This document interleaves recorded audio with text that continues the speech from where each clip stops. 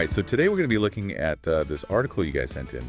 By default, capital will matter more than ever after AGI by L. Rudolph L.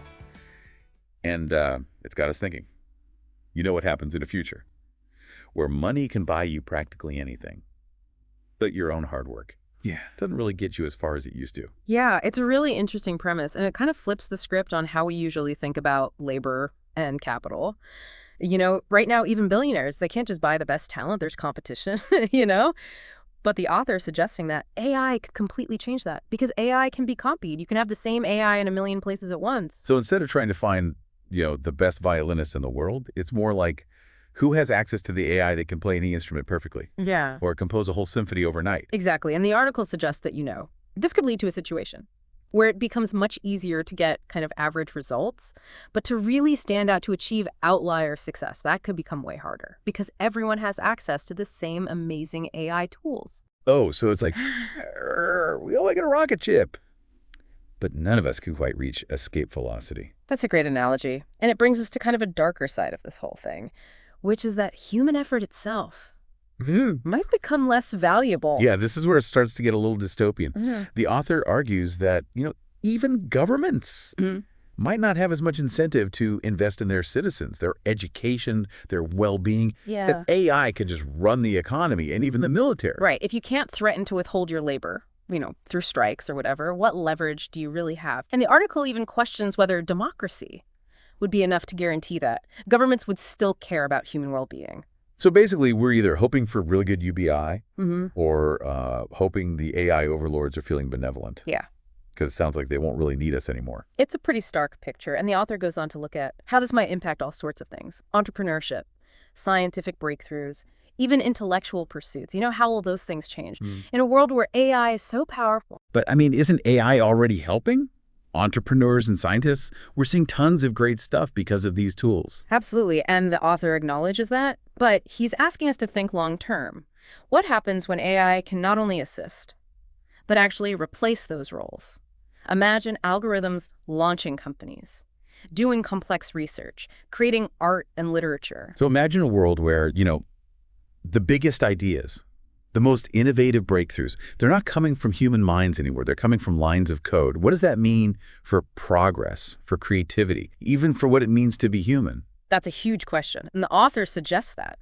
One of the darkest potential outcomes of all of this is that inequality could become locked in on a scale that we've never seen before. And we've been talking about how this concentration of wealth and power in the hands of whoever controls the AI could be unlike anything we've ever seen. But it gets even kind of scarier.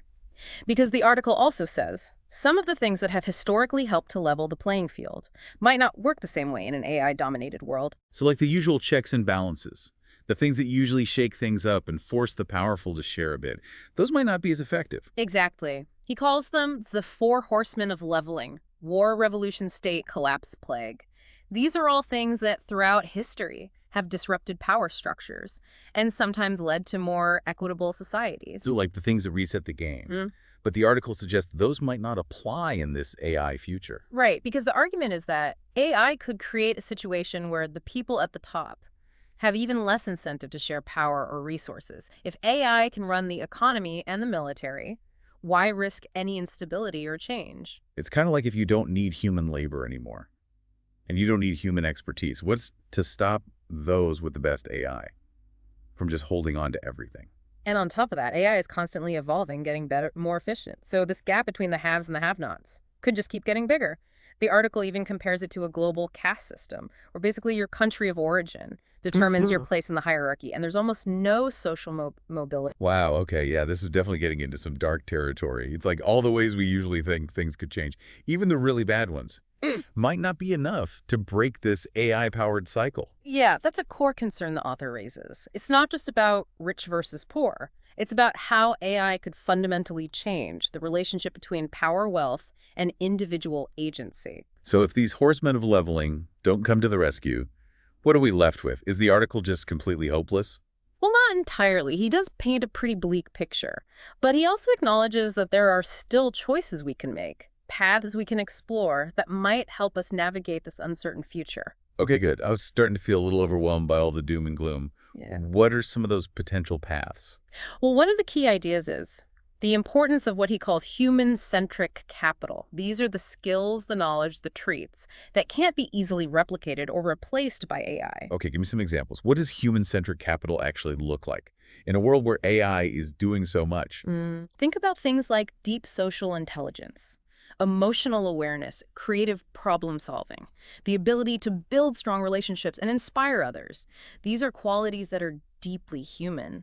And while AI might be able to mimic them to some extent, it's unlikely to fully capture what makes us human. So it's not just about learning to code anymore. It's about developing these uniquely human skills that will still be valuable even in an AI-driven world. Exactly. And the author suggests that we need to start thinking about how we educate and prepare ourselves for this kind of future. It's not just about technical skills. It's about developing the emotional and social intelligence to thrive in a world where AI is everywhere. It's almost like we need to double down on what makes us human in order to navigate a world that's becoming increasingly less human-centric. That's a great way to put it.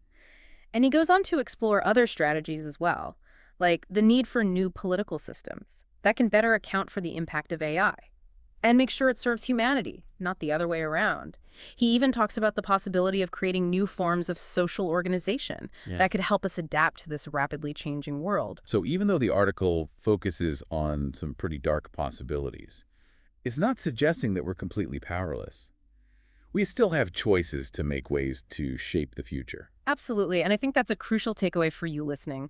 This article is a call to action. It's an invitation to engage in some deep critical thinking about the implications of AI and to start taking steps to ensure that we create a future where human potential can still flourish, even in the face of these extraordinary technological advancements. That's definitely a more empowering way to frame it. But I have to say, my brain is already doing a bit of a deep dive overload here. We've covered a lot of ground. It's a lot to process, for sure.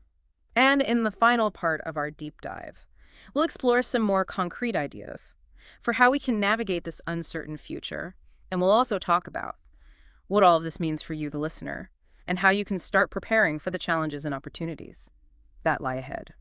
All right, so we're back, and I gotta say, my head's still spinning a little bit from all that. Exploring the potential downsides of AI, it's a lot to take in. Yeah, it can be kind of overwhelming for sure. The article really doesn't hold back when it comes to the risks, but, the point isn't to freak us out. It's to get us thinking critically about the future. Right, okay, so less doom and gloom, more solutions. Yeah.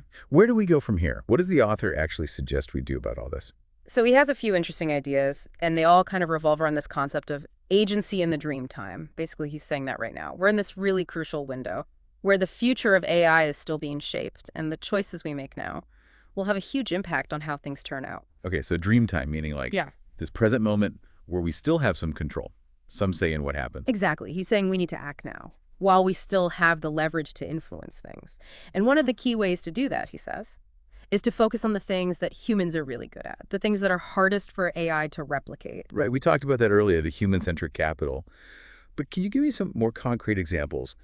How do we actually cultivate those skills and traits in a world that's becoming more and more automated?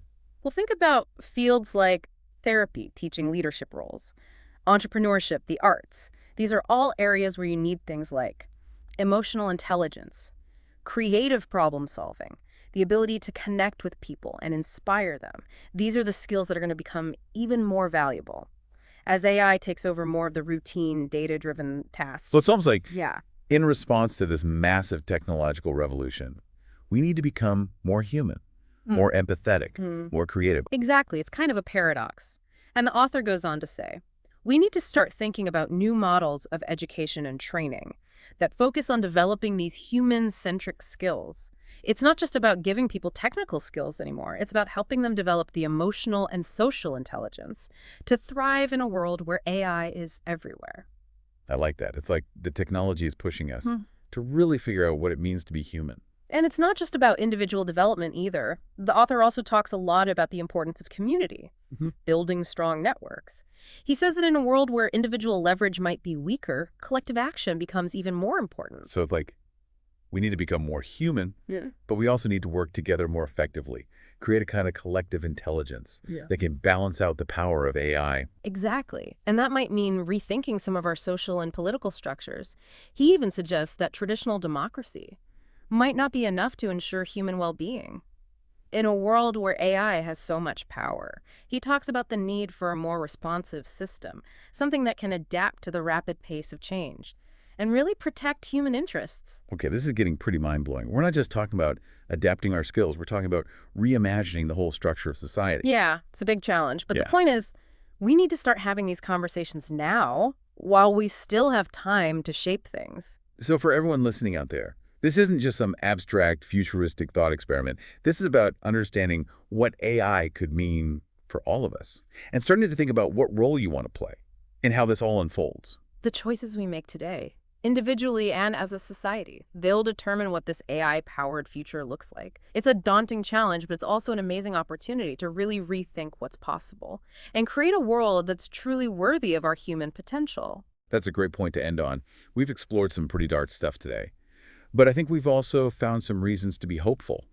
We still have the power to shape our own destiny. Exactly, and that's why it's so important to stay engaged, to keep learning, to keep pushing the boundaries of what we think is possible. So to everyone listening, thanks for joining us on this deep dive into the world of AI. We hope it's given you some things to think about, maybe even some inspiration to take action. And until next time, keep exploring, keep questioning, and keep diving deep.